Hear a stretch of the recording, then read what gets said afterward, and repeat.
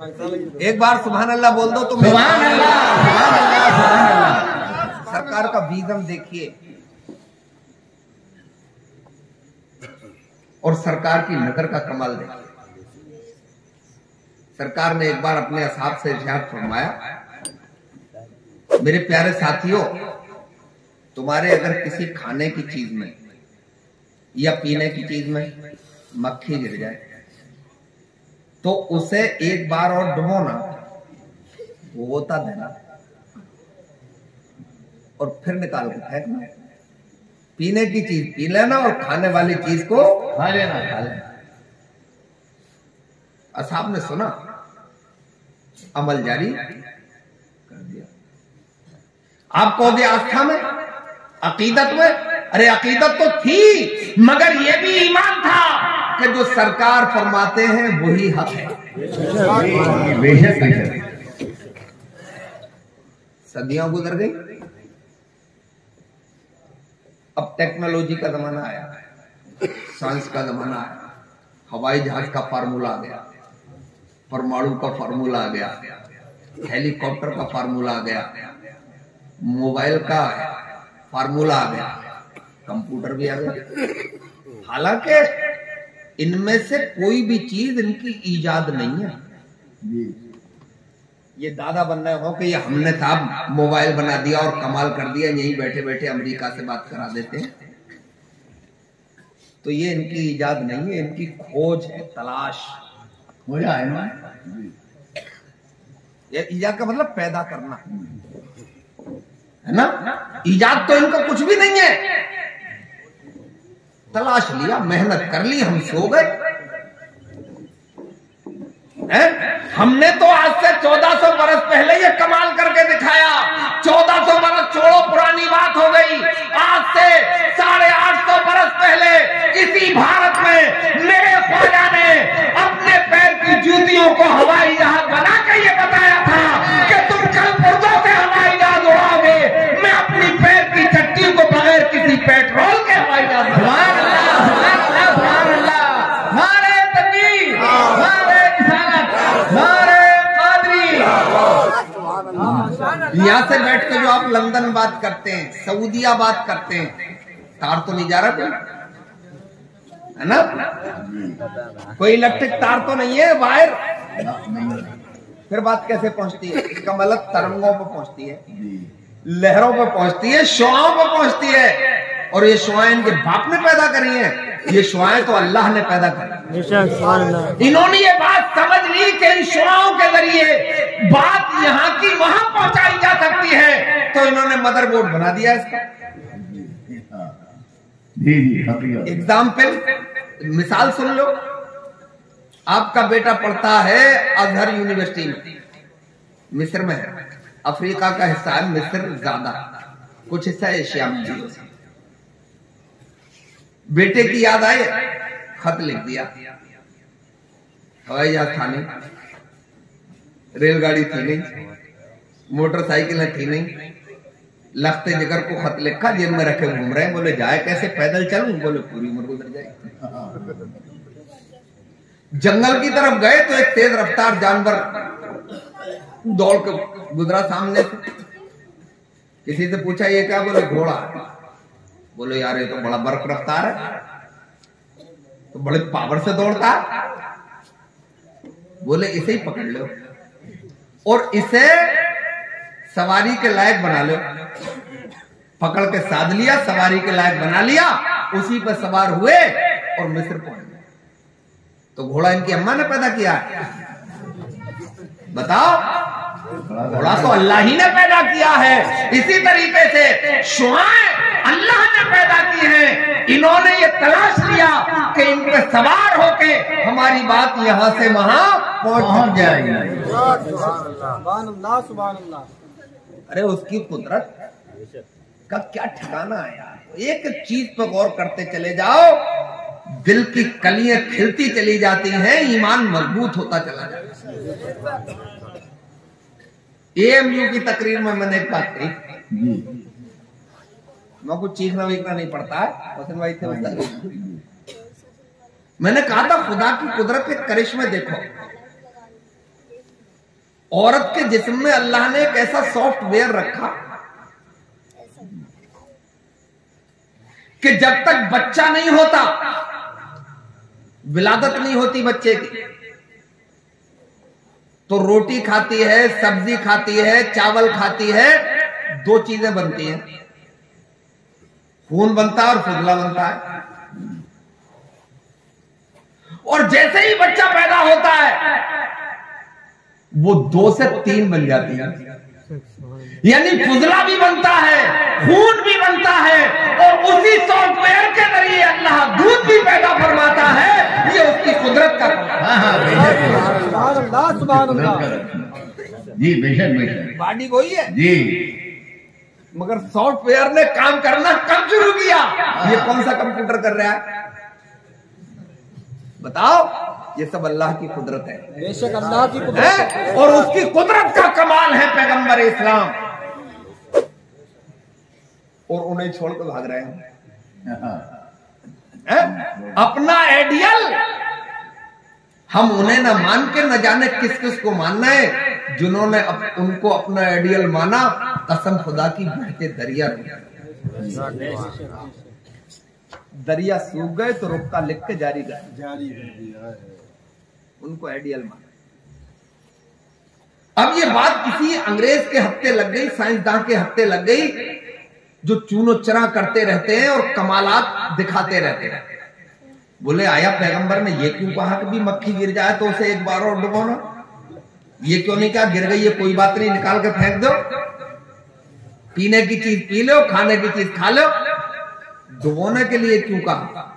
इसका मतलब कोई राज गहरा होगा, हिकमतें होंगी। और पैगंबर इस्लाम ने जो फरमा दिया, एक एक हिकमत नहीं, करोड़ों करोड़ों हिकमतें हैं। अल्लाह जितना दिमाग खोलता जाता है बंदे की समझ में आता है। बोले इस पर तहकीक कर लूं, मक्खी पकड़ी अपनी लेबोरेटरी में, अपनी प्रयोगशाला में, अपनी तजर्बेगाह में ले गया, और जब उस कसौटी पर कसा, चीख पड़ा, मुंह फट गया, आंखें खुली की खुली रह गई। क्यों? इसलिए कि उसे अपनी लेबोरेटरी में मक्खी के एक पर में वायरस मिले, बीमारी के जरासीम, और जब मक्खी गिरती है तो टेढ़ी होकर गिरती है, देखना गौर करना, कभी सीधी नहीं गिरेगी, टेढ़ी होकर गिरती है, और उस पर के साथ गिरती है जिसमें बीमारी के जरासीम होते हैं, और दूसरे पर में एंटीवायरस यानी एंटीबायोटिक, उस बीमारी का इलाज अल्लाह ने उसके दूसरे पर में रखा। पैगंबर इस्लाम ने देख लिया तो इरशाद फरमाया डुबो दो, बीमारी फैला के गई है, इसका काट इसी के पास है, एक बार और डुबो दो। अब वो अंग्रेज चीख पड़ता है साइंसदान कि पैगंबर इस्लाम तेरा मुकम्मल जवाब तो ला सकता है। क्या बात है, माशाअल्लाह। अच्छा मुकम्मल जवाब जब है नहीं तो लाएगा कौन है? और मुकम्मल उनकी तारीफ और तौसीफ अरबों खरबों जलसे कर लो तो भी नहीं हो सकती है। करोड़ों मौलवी इकट्ठे कर लो, मुसन्निफ इकट्ठे कर लो, मुजद्दिद इकट्ठे कर लो, पैगंबर इस्लाम की मुकम्मल तारीफ और तौसीफ तो हो नहीं सकती, मगर हम मोमिन हैं, उनके नाम लेवा है, हमें भी तो अपना दिल बहलाना है, हमें भी तो दिल को तसल्ली देना है। भाई हम तो ये कह के तसल्ली दे लेते हैं कि कोई हद है उनके उरूज की, कोई हद है उनके उरूज की। बलगल उला बे कमालिही, कशफत दुजा बे जमालिही, हसनत जमीओ खिसालिही, सल्लू अलैहि व अलैहि। सुभान अल्लाह, सुभान अल्लाह, सुभान अल्लाह। बोल पड़ा, तुम्हारा जवाब कहीं नहीं है। हमने आज देख लिया यूं खुर्दबीन तैयार हो गई, बारीक चीज देखने वाले आले तैयार कर लिए गए, दूरबीन हो गई, दूर की चीज देखने वाले आले तैयार कर लिए गए। ये हमने जब तराशा कि मक्खी के पर में वायरस भी होता है और एंटीवायरस भी होता है। पैगंबर इस्लाम तेरी निगाहों ने तो आज से 1400 बरस पहले मक्खी के पर में वायरस भी देख लिया था और एंटीवायरस भी देख लिया था। ये कमाल तन्हा मुस्तफा की नजरों का। सुभान अल्लाह, सुभान अल्लाह। अब आला हजरत भी कहीं चूके ही नहीं है।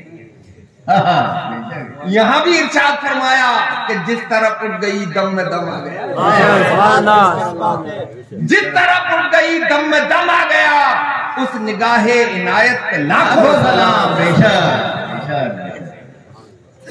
ये मेरे आका है। मगर हजरात अब मकसद की तरफ आए और आपसे एक बात पूछें, वक्त तो बहुत हो गया। अल्लाह ने उन्हें दुनिया में भेजा क्यों? कोई मुहिब अपने महबूब को अपने से जुदा करना नहीं चाहता। क्यों भेजा? सरकार क्यों तशरीफ लाए? कहोगे आप मालूम है हमें।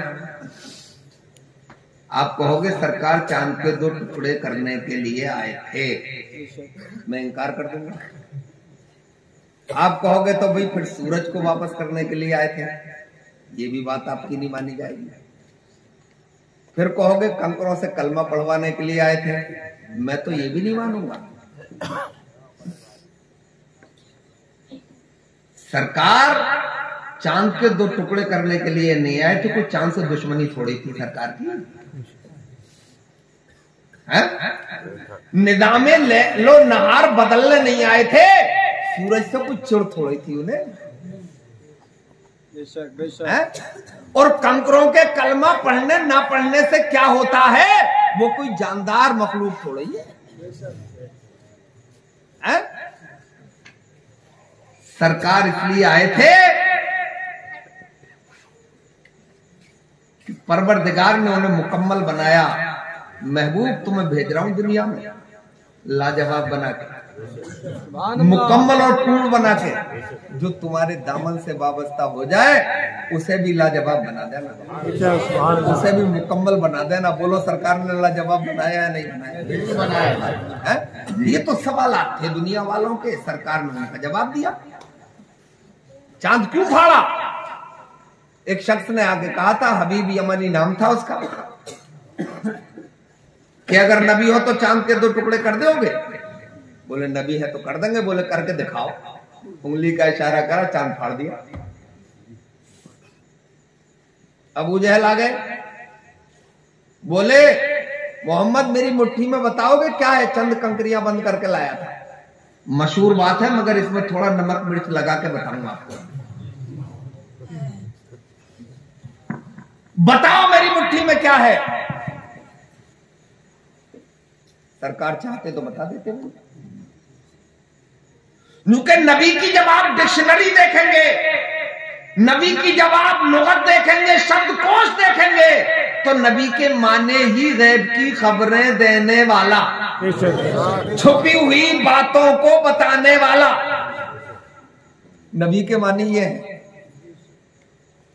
और उन जैसा गैबदा नबी जिनसे खुदा ही ना छुपा हो। तो ये अबू जहल की मुट्ठी की कंकरियां छुप जाती, मगर सरकार ने बताया नहीं बल्कि उसके सवाल पे सवाल कायम किया। कहा मैं बताऊं तेरी मुट्ठी में क्या है? ये तेरी मुट्ठी की शय बताया कि मैं क्या हूं। बोले ये हो जा तो मजा आ जा। तो बोले कान से लगा।